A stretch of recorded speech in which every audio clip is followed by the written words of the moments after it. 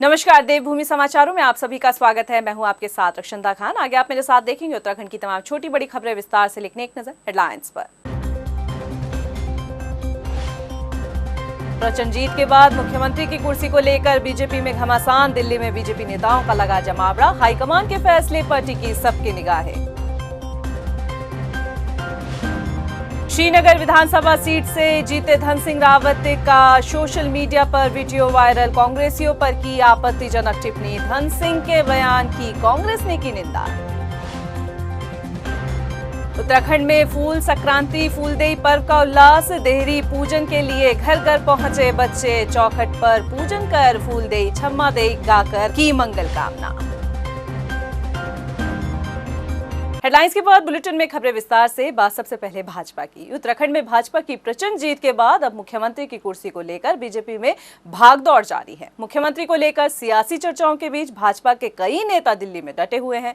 सूत्रों के मुताबिक बताया जा रहा है कि होली से पहले या होली के बाद में विधायक मंडल दल की बैठक हो सकती है, जिसमें मुख्यमंत्री पद के लिए प्रस्ताव रखा जाएगा। हालांकि उत्तराखंड का अगला मुख्यमंत्री कौन होगा, इसका फैसला हाईकमान को ही करना है।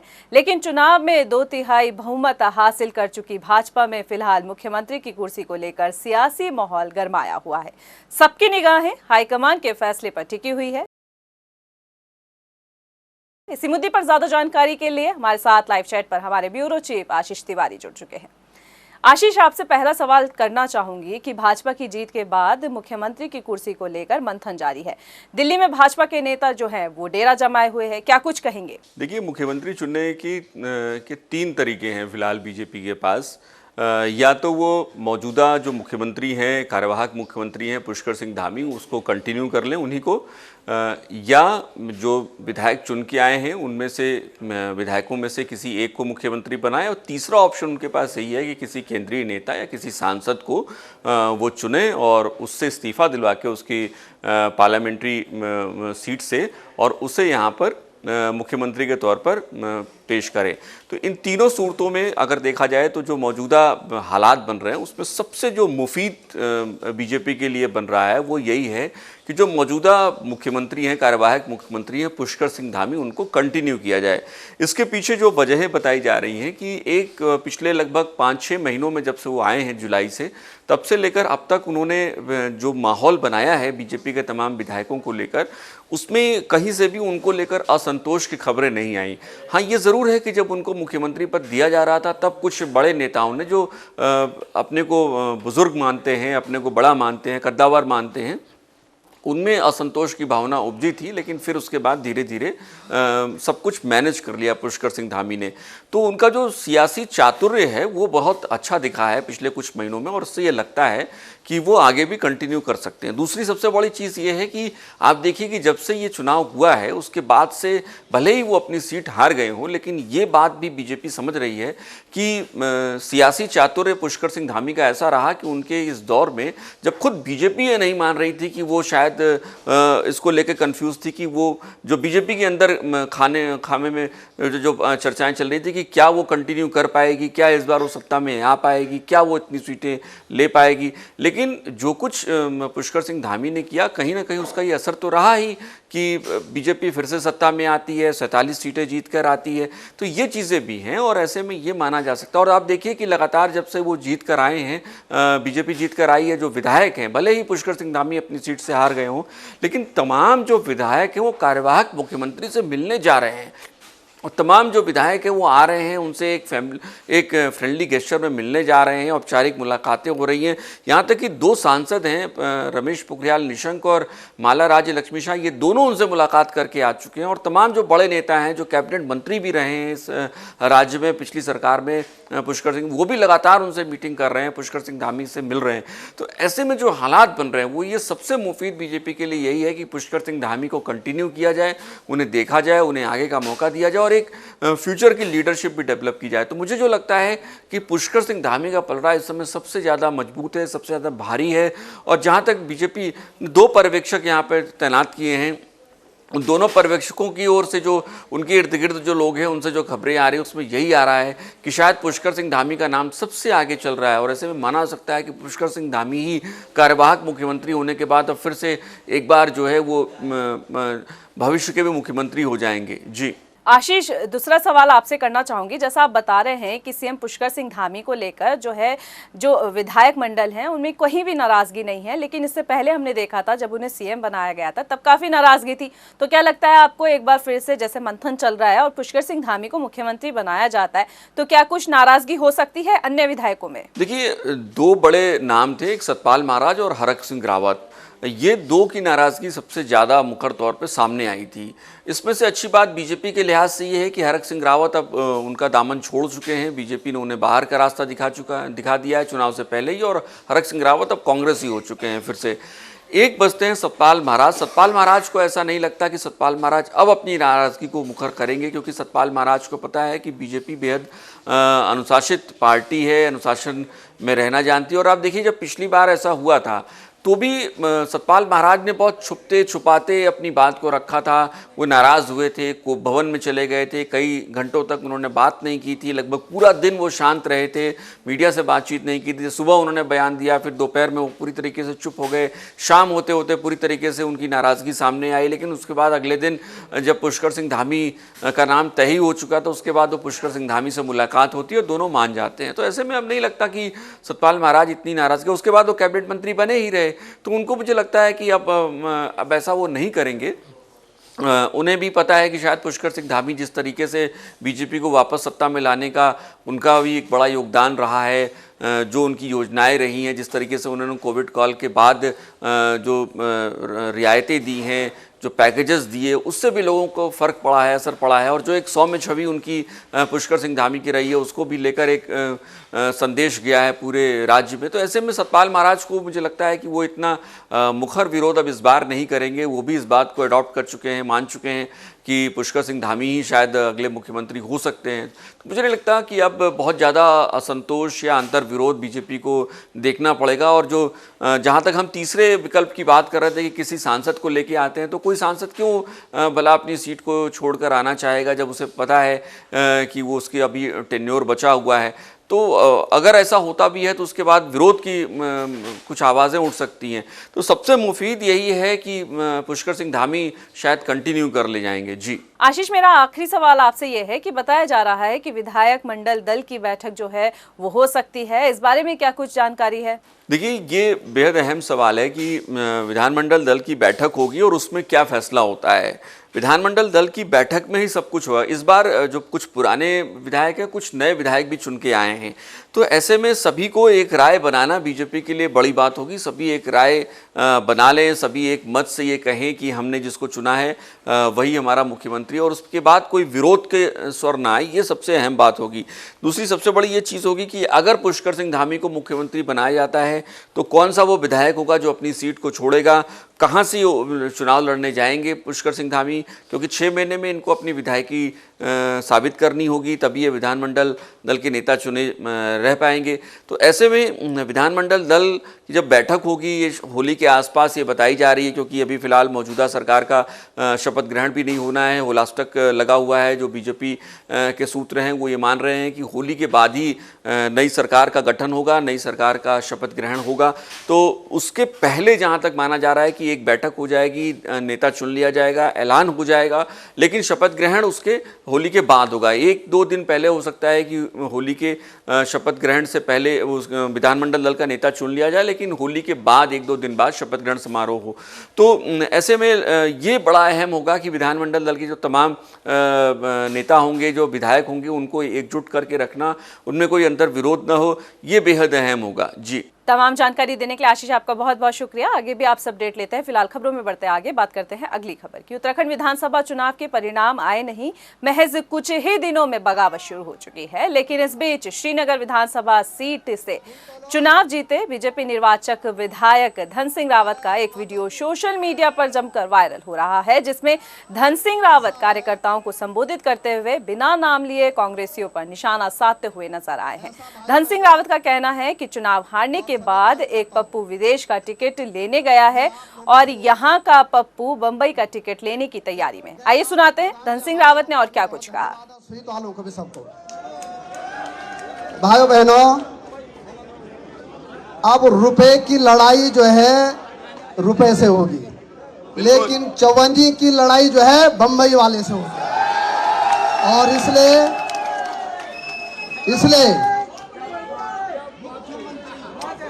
इसलिए मैं आप लोगों से निवेदन करना चाहता हूं कि अब 56 इंच का छाती नहीं, अब जो है 65 इंच की छाती फुला के बाजार में जाएंगे।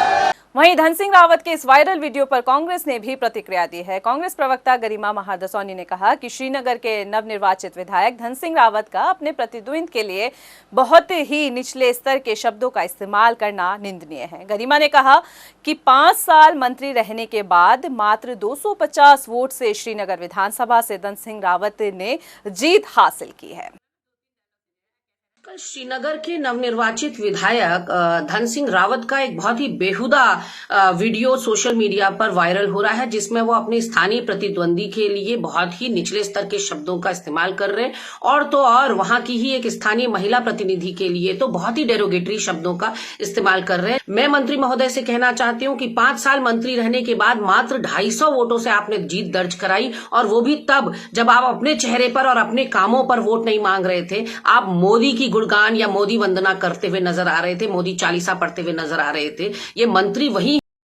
उत्तराखंड में फूल संक्रांति फूलदेई पर उल्लास के साथ मनाया जा रहा है। चौथ की संक्रांति के मौके पर राज्य भर में यहां पर मनाया जा रहा है। देहरी पूजन के लिए बच्चे घर घर पहुंच रहे हैं। इस दिन बच्चों द्वारा घरों की दहलीज को फूलों से सजाया जाता है। घर की चौखट पर पूजन करते हुए फूलदेई छम्मा देई कहकर मंगल गान गाते हुए बच्चे कामना करते हैं। इस पर्व को आस पड़ोस के बच्चों की भूमिका में भी देखा जाता है। उनकी भूमिका काफी अहम होती है।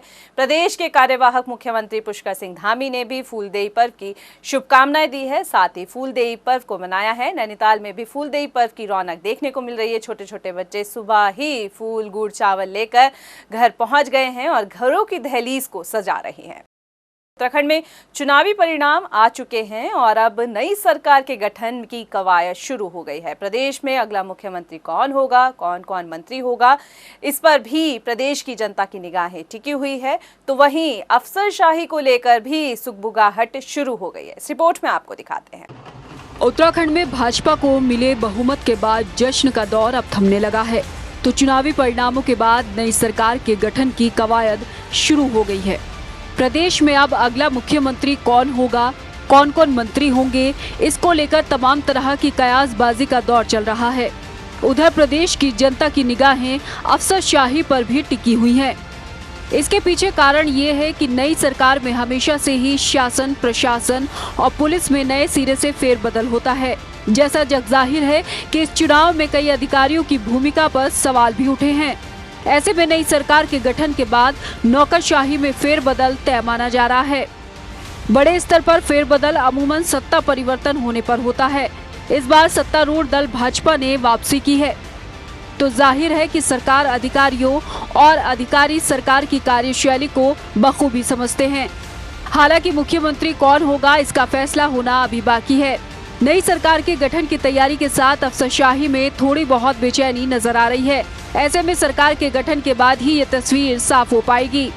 टाइम टीवी के लिए देहरादून से ब्यूरो रिपोर्ट। उत्तराखंड में 2022 की बिसात में अब हार जीत का फैसला हो चुका है। लिहाजा अब इस बात को लेकर मंथन का दौर चल रहा है कि किस सीट पर किस पार्टी को वोट प्रतिशत बढ़ा हुआ मिला और कहां पर घटा हुआ। वहीं सहसपुर विधानसभा सीट की अगर बात की जाए तो यहां कांग्रेस का वोट प्रतिशत बढ़ा है, तो भाजपा ने भी इस सीट पर लंबी छलांग लगाई है। देखिए इस रिपोर्ट में। प्रदेश में बिछी 2022 की बिसात के परिणाम आने के बाद हार जीत का फैसला हो चुका है। जीतने वाले दल नई सरकार के गठन को लेकर कयासबाजी के दौर में व्यस्त हैं, तो दूसरी तरफ विपक्ष हार की समीक्षा में जुटा हुआ है। इस बीच इस बात को लेकर भी मंथन हो रहा है कि किस सीट पर पार्टियों का वोट प्रतिशत बढ़ा है या घटा है। वोट के इजाफे की बात की जाए तो सहसपुर विधानसभा सीट पर भाजपा और कांग्रेस दोनों के ही प्रत्याशियों ने लंबी छलांग लगाई है। इस सीट पर कांग्रेस प्रत्याशी आयेंद्र शर्मा भले ही हार चुके हों, लेकिन पार्टी के लिए उन्होंने पहले की तुलना में 24.21% वोटों से बढ़ोतरी की है। साल 2017 के विधानसभा चुनाव के आंकड़े देखे जाएं तो इस सीट पर कांग्रेस ने तत्कालीन प्रदेश अध्यक्ष किशोर उपाध्याय को उतारा था। तब किशोर को 20.01% वोट मिले थे। अब ये आंकड़ा 44.22% रहा। उधर सहसपुर सीट पर तीसरी बार जीत दर्ज करने वाले बीजेपी प्रत्याशी सहदेव सिंह पुंडी ने इस बार अपने प्रदर्शन में अच्छा रिस्पांस दिया है। पिछले चुनाव की तुलना में उनका मत प्रतिशत करीब 16% ज्यादा रहा।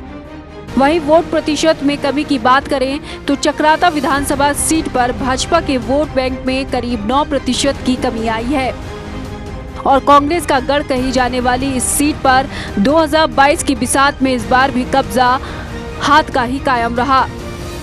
कांग्रेस भले ही चुनाव हार गई हो, मगर चक्राता, विकासनगर, सहसपुर, धर्मपुर, रायपुर और ऋषिकेश सीट पर विपक्ष का वोट बैंक जरूर बढ़ा है। टाइम टीवी के लिए देहरादून से ब्यूरो रिपोर्ट।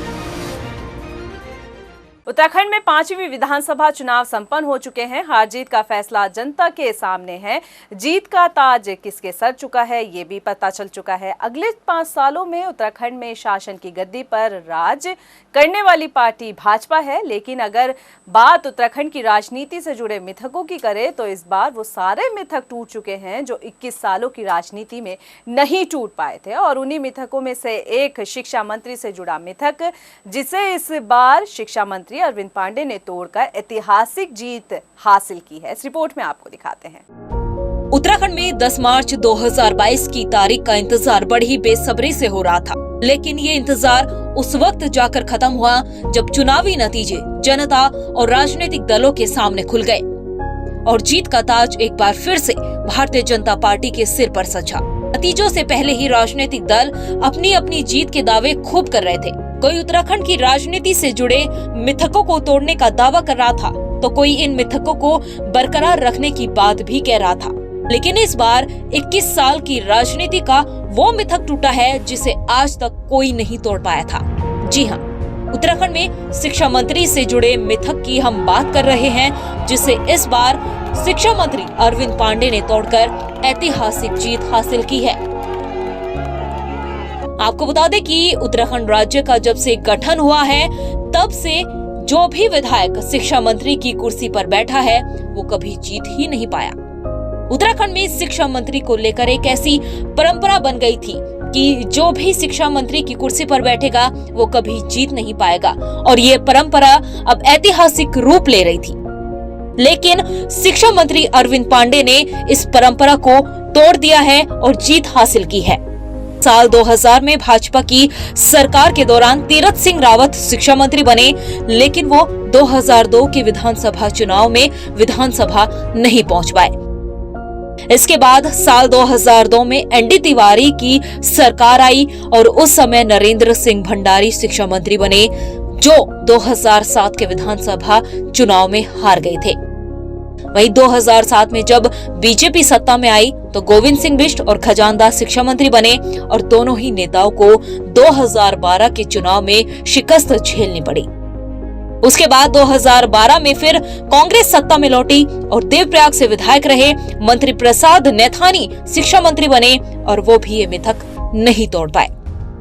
इसके बाद 2017 में बीजेपी सत्ता में आई और शिक्षा मंत्री बने अरविंद पांडे और 2022 के विधानसभा चुनाव में इस बार शिक्षा मंत्री अरविंद पांडे ने इस मिथक को तोड़कर ऐतिहासिक जीत हासिल की है। भाजपा प्रत्याशी के तौर पर अरविंद पांडे ने गदरपुर से चुनाव लड़ा और सभी राजनीतिक दलों को पछाड़ते हुए अपनी जीत दर्ज कराई है। अरविंद पांडे पहले ही इस मिथक को तोड़ने का दावा कर चुके थे और उन्होंने जो दावा किया वो उस दावे पर खरे भी उतरे। गदरपुर में भाजपा कार्यकर्ताओं में काफी उत्साह देखने को मिल रहा है। प्रदेश भर में खुशी का माहौल बना हुआ है। बहुत बड़ा एक लगता था कि अभेद है कि जो शिक्षा मंत्री बनता है वो चुनाव नहीं जीतता, लेकिन मेरी गदरपुर की जनता ने मुझको अपना बेटा भाई समझ के जो मेरे पे विश्वास जताया है, मैं बिल्कुल भगवान वाहेगुरु की सौ, मैं गदरपुर की जनता का कभी दिल नहीं टूटने दूंगा। चाहे मैं अपने आप को फना कर लूँ, मैं अपना लाख नुकसान कर लूँ, लेकिन गदरपुर की जनता को कभी अपमानित नहीं होने दूंगा, ये मेरा वादा है। और भगवान ने मौका दिया, इस शिक्षा व्यवस्था में आम जनता का पहला विकल्प सरकारी स्कूल होंगे, ये मेरा आप लोगों से वादा है। टाइम टीवी के लिए गदरपुर से गौतम सरकार की रिपोर्ट। चुनाव जीत, जनादेश और सत्ता, क्या जो जीत है वही जनादेश है या फिर जनादेश का फैसला जीत से ही होता है? जो जनादेश है वही सत्ता है या फिर सिर्फ चुनाव सत्ता तक पहुंचने का रास्ता है? और इसे ही जनादेश मान लिया गया है। हमें लगता है आज जरूरत है चर्चा की कि जो जीत है क्या वही जनादेश भी है? इस रिपोर्ट में आपको दिखाते हैं। चुनाव, जीत, सत्ता और फिर जनादेश। क्या जो चुनाव है और चुनाव में जो जीत है और फिर आगे चलिए तो चुनाव में जीत से मिली सत्ता ही जनादेश है? फिर अगर ऐसा है तो उत्तराखंड में चुनावी नतीजों पर एक नजर डालिए और समझिए कि जनादेश कैसे चुनाव और फिर चुनाव में जीत की उलझन में उलझता जा रहा है। उत्तराखंड में आए चुनावी परिणाम को देखें तो राज्य में बीजेपी को 70 में से 47 सीटों पर जीत मिली है। बीजेपी की ये जीत तो है, लेकिन सच ये भी है कि पिछले चुनाव में बीजेपी को 57 सीटें मिली थीं, जबकि इस बार उसे 10 सीटों का नुकसान उठाना पड़ा है। मौजूदा चुनाव में बीजेपी को 44.34% वोट मिले, जबकि 2017 के चुनाव में बीजेपी को 46.51% वोट हासिल हुए थे। वहीं कांग्रेस को इन चुनाव में कुल 19 सीटों पर जीत हासिल हुई है। कांग्रेस का मत फीसद 47.91 रहा, जबकि 2017 में कांग्रेस को 33.49% वोट मिले थे। इस लिहाज से देखें तो बीजेपी को 2017 की तुलना में 2022 में 2.17% कम वोट मिले और उसे 10 सीटों का नुकसान हुआ। वहीं कांग्रेस को 2017 की तुलना में 2022 में 4.42% वोट अधिक मिले और 8 सीटों का फायदा हुआ। फिर लौटिए और समझिए कि जिस पार्टी को जनादेश मिल रहा है उस पार्टी की सीटें और मत फीसद दोनों कम क्यों हो रहे हैं? सवाल ये भी है कि जिस पार्टी का मत फीसद बढ़ा और सीटें भी बढ़ी उसका जनादेश क्यों नहीं है? तो फिर लगे हाथ चुनाव, जीत, जनादेश और सत्ता के साथ लोकतंत्र को भी जोड़ लीजिए। लेकिन सवाल फिर वही है कि क्या जो सत्ता है वही जनादेश है? जिसे जीत बताया जा रहा है वही जनता का फैसला है? और क्या यही लोकतंत्र भी है?